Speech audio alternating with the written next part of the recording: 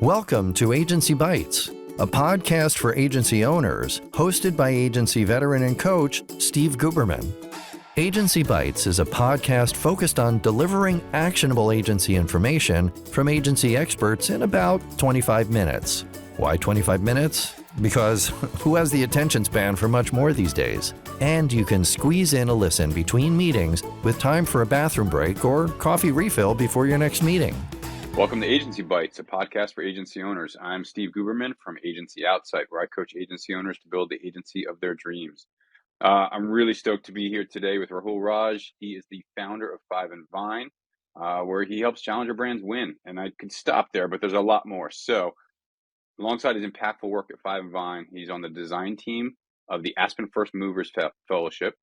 He mentors entrepreneurs at First Round Capital, Techstars, the American Marketing Association, University of Toronto's Venture Mentoring Program, the Presidio Graduate School, and also delivered a TEDx talk on the power of challenger thinking. So, Rahul, thank you for joining me and bringing your entire challenger mindset. Thanks, man. I'm stoked to be here and reconnect. Awesome. So, talk about kind of 5&Vine, where that kind of came from, how you built it up, the quick 30-second intro of that. 30-second intro. Got it. So 5&Vine, I had zero desire to create an agency. I have no experience running an agency. Probably I have no business doing what I'm doing. But what I was intent on solving for was, how do I work with a bunch of nice and smart people trying to help brands do good in the world? And so I'd say that it's manifested in an agency, but it's really just a giant experiment in culture. How do you be nice and win instead of, being a dick? And so it's been a really wonderful journey. And I think we've done a lot of good in the world, but the overall frame isn't really one of self-deprecation. It's just one of curiosity and learning and trying to be better. So we're good at what we do, but we kind of start every day with a beginner's mind. What was the path to that? What was the driving force? And your background is super diverse, but it all centers around doing good. I mean, where's that path coming from? So I think it's coming from two places. One is let me just frame it up this way. There's a famous Mark Twain quote, and he says, "The two most important days of your life are the day that you were born and the day that you found out why." And when I was about 10 years old, I had a lot of trouble sleeping, and I was trying to figure out, why the heck am I here? What can I uniquely do?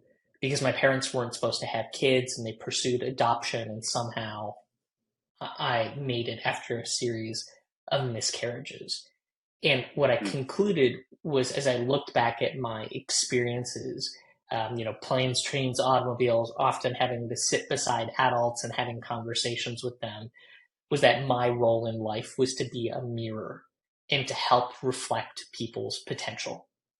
And so that is an analog that I have embraced. And what I've come to realize is that truth is kind of what you believe to be true. And so I don't need some external levels of validation to determine whether that's my purpose. Just frankly, deciding that that's your purpose and living as if that was your purpose makes it your purpose. So that was part one. Part two is that in helping people see their potentials, there's a parallel to brands. And I believe that capitalism had its fundamental place in the world, but particularly in the face of the climate crisis we're negotiating alongside a series of other humanitarian crises, capitalism isn't enough. It's too extractive. It's focused on optimization for one set of stakeholders only, and that stakeholder tends to be a shareholder that's only focused on money. And if you're focused on extraction, you're not thinking generations ahead about, or you're not thinking about the preservation of resources for others. You're thinking about maximization of resources today. And so when I put those two together about seeing the potential, I see the potential for brands to help evolve capitalism. And it's largely led by the B Corp movement, which is going from a single protagonist of a shareholder to a variety of stakeholders, which is community, employees, suppliers, etc. And so that is sort of my push. But just because we believe it to be the case structurally, it doesn't mean that it's easy for brands. And so in our work with brands, we're not only helping them see that you can make money, but actually you can deliver purpose, because a lot of us Mm. are yearning for community. There's an epidemic of loneliness. And when we buy a brand, it tends to say something about who we are and what we believe in. But buying or engaging with that brand alone is insufficient. I want to connect with other humans. And if I could identify and establish people that also buy into those brands, maybe we can do something meaningful together. And so that's our thesis, is around brands that better the world, but it's so heavily dependent upon engaging with authenticity, but also engaging with a community view so that you can leverage community-led growth strategies, but you can also partner with other customers or community members to do things that matter, to do things that make the world better. Powerful, like that's deep as heck for you, man. I love like everything that you know, kind of that's your archetype for yourself. That's your DNA. That's the driving force for your agency, your business. The people that work with you on the work that you're doing, they live, eat, breathe, sleep that same DNA, that same purpose. It's unwavering. And I just think that I admire the hell out of that. So, Thanks, man. um, some of the things that you did early on in your career, I guess everything you've done has aligned with that. You are that laser focused. I And I would say that go ahead. for the most part, yes, but it's not like I'm infallible, nor am I like pious, right? I'm just a dude that's trying to figure shit out, and Hmm. I mess up all the time. I'm not proud of every single thing that I've done or said or anything, but I have I'm trying to have more or engage with more consistency than not. It just made me think of an interesting idea that like our resumes, our LinkedIn bios, profiles, they're all things we only list the things we're proud of, right? You wouldn't put testimonials on your website of like, 5&Vine screwed this up. They dropped this ball. They missed this deadline. Imagine if we only highlighted our mistakes or the things that we learned lessons from. I think that would be an interesting um, adventure. But not saying to do that, but you sparked an interest. But Yeah. I guess my Oh, thought just a is a quick a lot. quick deviation on that one, because I think that one's Yeah, go super ahead. interesting. You know that phrase, "Never meet your heroes," right? It's amazing when we only view people through a positive lens exclusively, and we build them up to be these infallible kind of Yeah, archetypes or infallible personas. The reality is, yeah, we're all flawed, all of yeah. us. And we just know a teeny sliver about someone's life. And more often than not, we know what they've done, but not how they've done it. And it reminds me of, I think it was like a Maya Angelou quote around, uh, you know, people might not remember what you said, but they certainly remember how Mhm. you made them feel, right? And Yep. there's something about that how that is missing from our LinkedIn profiles, from our accomplishments. Even reading the Steve Jobs biography, it's like Mhm. amazing outcomes. No, thank you on the how. I didn't want to be part of it.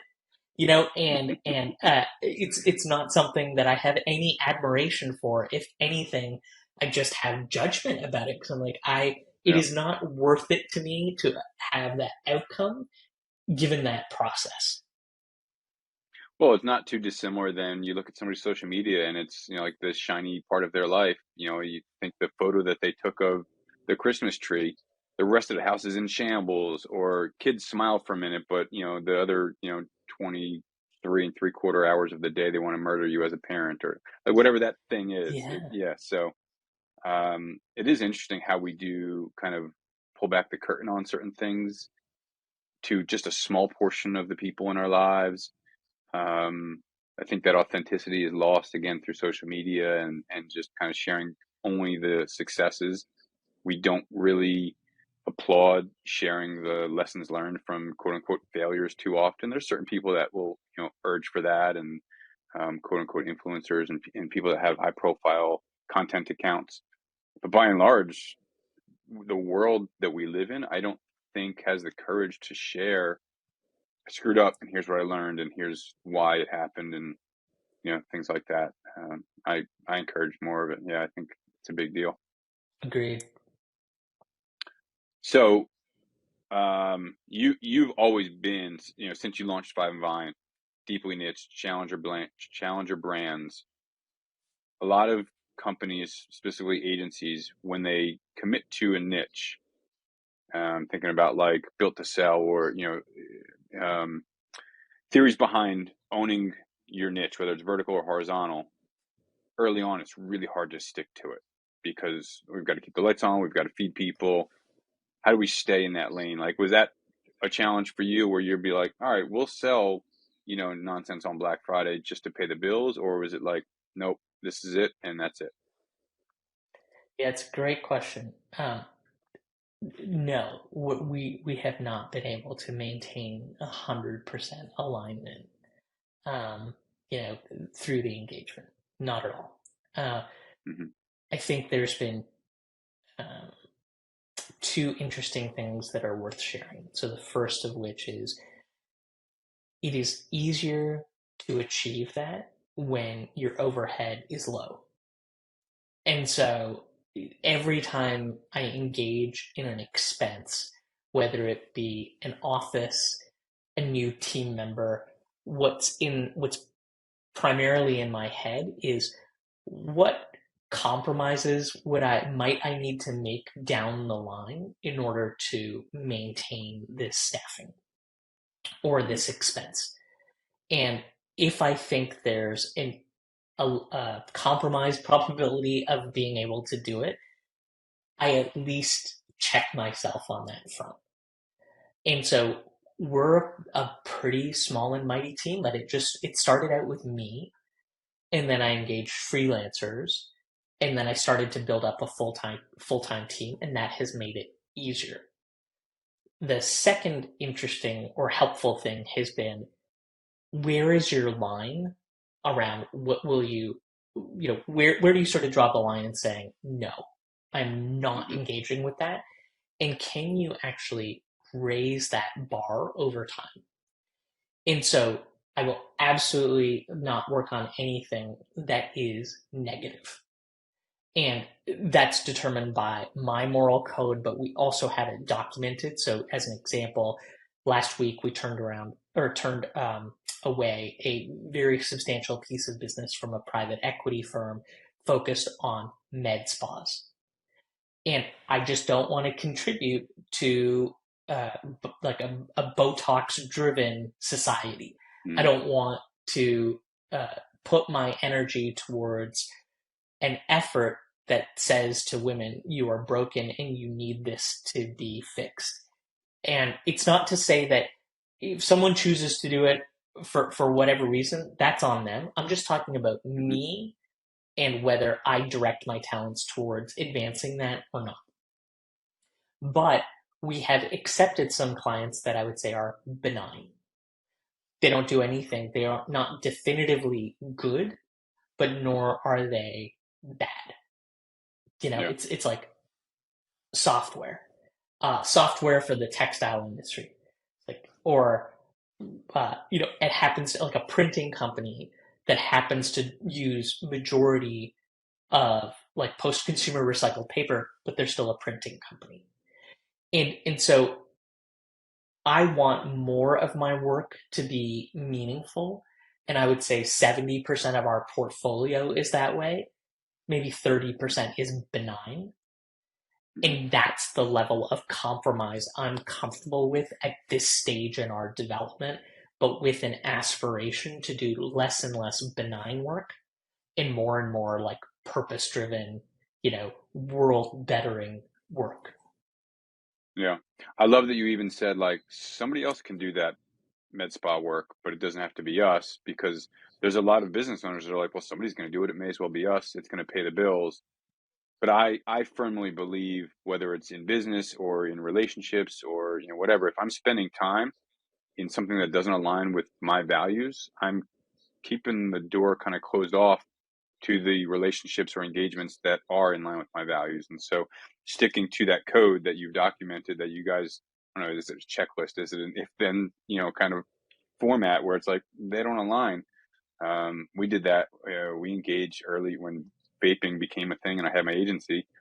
A friend was like, hey, I want to build a website to sell these things. It's all drop ship. It's super quick cash. And I was like, what's the big deal? And afterwards, I just felt horrible about it, and I was like, I don't ever, that was the defining moment. I was like, I never, ever want to do that kind of stuff again. I can't waver from certain things like you're saying. And I think there's culturally, that's got to be like ingrained and in stone and documented. So I'm glad that you guys live by that. The Yeah, risk and one involved. interesting thing Oh, that's maybe go ahead. worth adding to my previous comment is that it's really hard to do alone, right? Being human is hard, period. And, Mm-hmm. making consistently good decisions is hard. But Yeah. it's easier when you have a team where you trust their intellect and you trust their morality.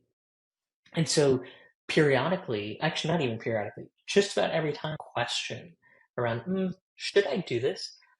I ask the team. And I'm like, here's the way that I'm thinking about it. Let's interrogate this, right? Let's make sure that we're not being unnecessarily judgmental, or, we don't see the potential. And so I'll just quickly dig Yeah. into this med spa example just as an interesting representation of this. So we thought about what are the situations where, let's say, Botox or some kind of filler is helpful.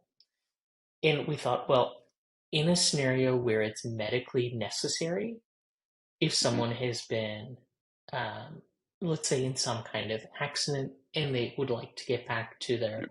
former self, no problem.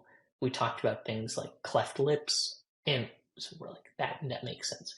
Then we thought about beauty standards, and we said, well, what's the right starting point for beauty standards? And I would say number one is probably like self confidence and therapy. Two would be like fitness and nutrition. And so we went back to this med spa organization. We said, look, it's not that this doesn't have a role, but here's the way that we see it.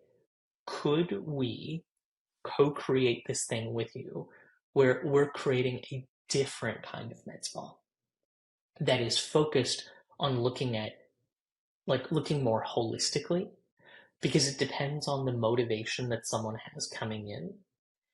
Mm-hmm. And can we actually not lead with fillers, but lead with the more substantive things?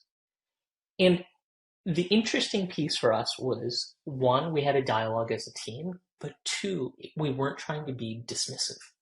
We were simply trying to shine a light on a different way forward, because that's our role. Our role is to help brands better the world. So we can't, just because someone doesn't see a possibility, doesn't mean we have to turn them away. Let's shine a light on that possibility, and then it becomes their choice as to whether they want to engage that way or in another way that advances bettering the world and Yeah. bettering humans, or not. And they decided that wasn't for them, which is completely fine. And so we essentially wished them well, and we ended it in such Mm-hmm. a civil and productive way. But Yeah. that's just kind of helping to explain that it's really hard to do these things on your own. So engage others. And then two, don't just say no, like help them see another path forward, and then they can choose to engage or not. Yeah, I mean, I love that. It sounds like you presented them like a different way to think about their own business, and whether they brought that forward or not, it's on them. But yeah, I think that's super valuable. Don't not acting in a vacuum and bring your team in. Is your team involved in all new biz discussions? Okay, Yeah, unless it's like just a no-brainer that it's yeah, like, wow, this organization is extraordinary. In which case, like, we all have the trust that, they fit our criteria, let's work on it. But what we do as a standard practice, is we go on a first date with a client. So before we sign a contract, we want to make sure that there's chemistry. And a mm, great analog that I'll use for this is that I've come to realize that, how similar, I guess, people are to plants. So some plants grow best in full shade, and others grow best in full sun. We have a similar composition. I grow in soil with nice people trying to do mhm, good things. I abhor drama.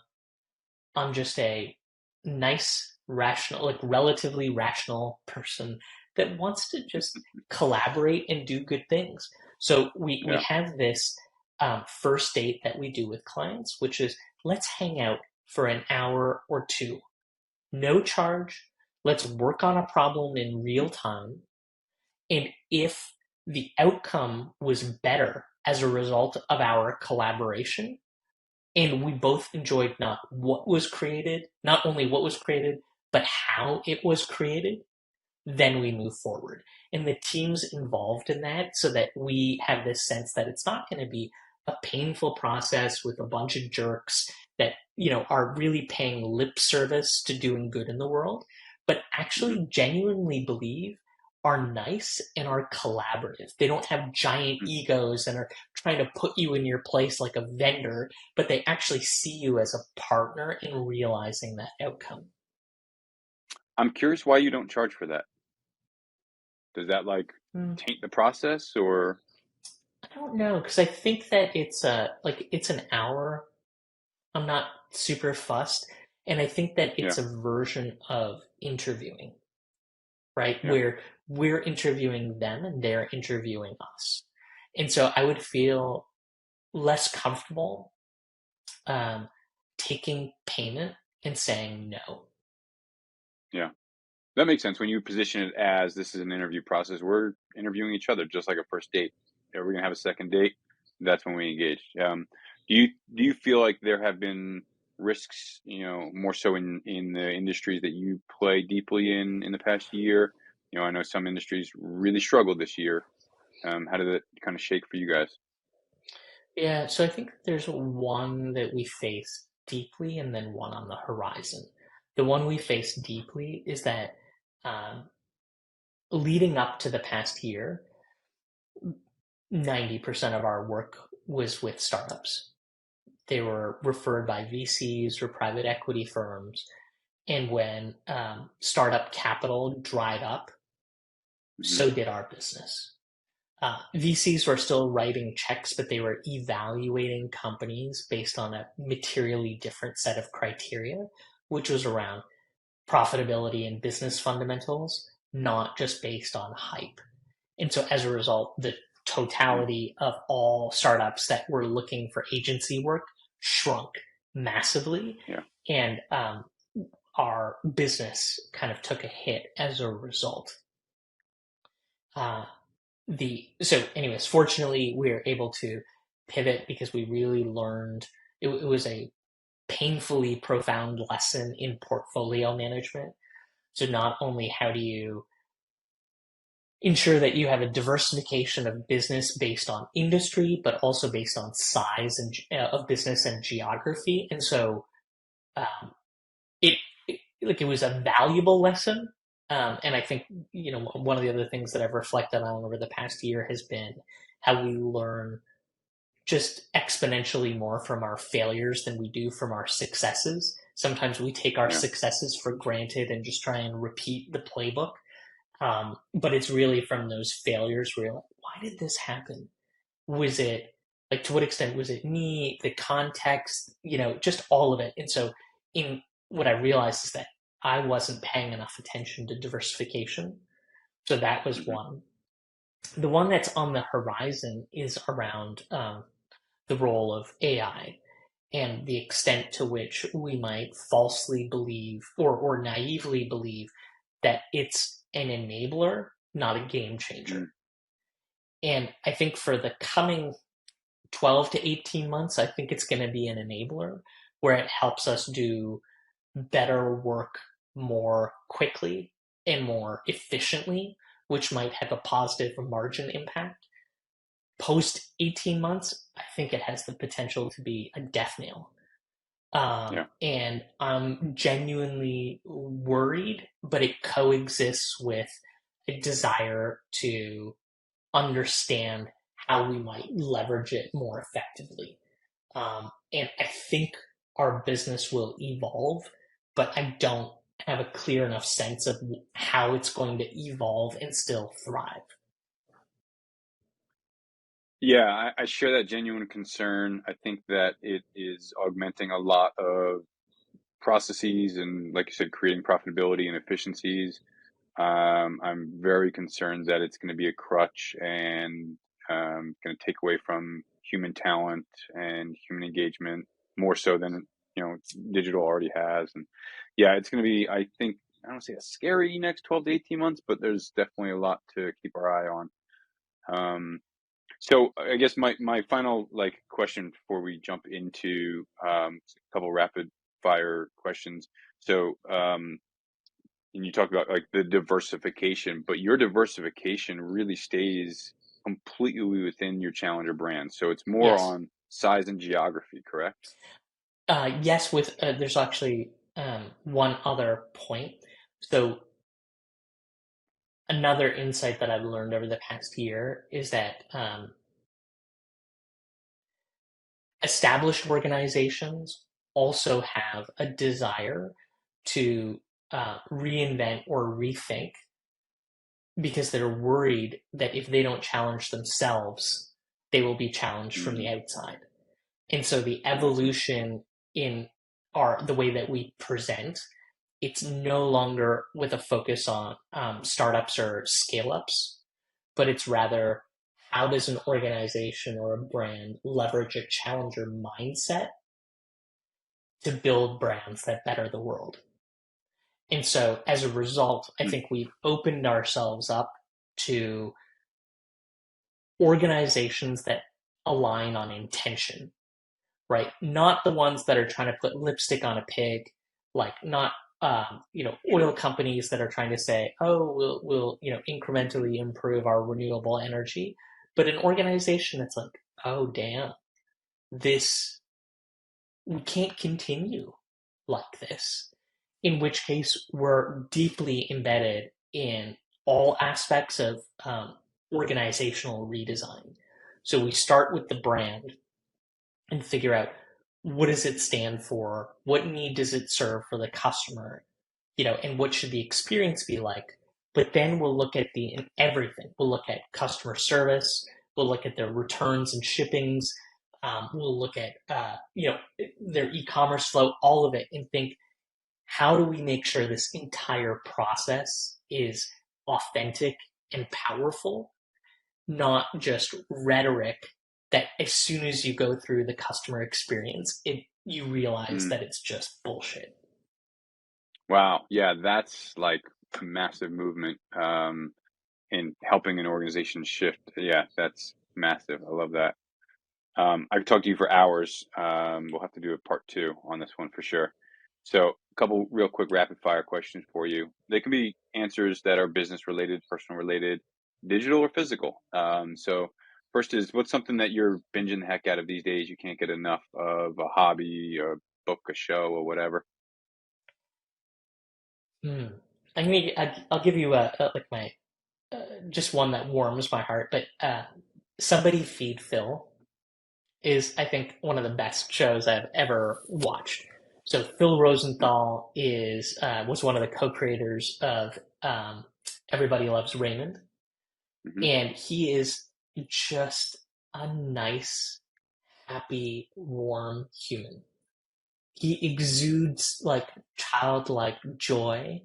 And this series that's on Netflix has him going to cities to try and identify um, like amazing food, but he does it through authentic personal relationships, Hmm. connections with kids and the people that are making the food and sitting around with their families. And, eh, I kind of want to be him when I grow up.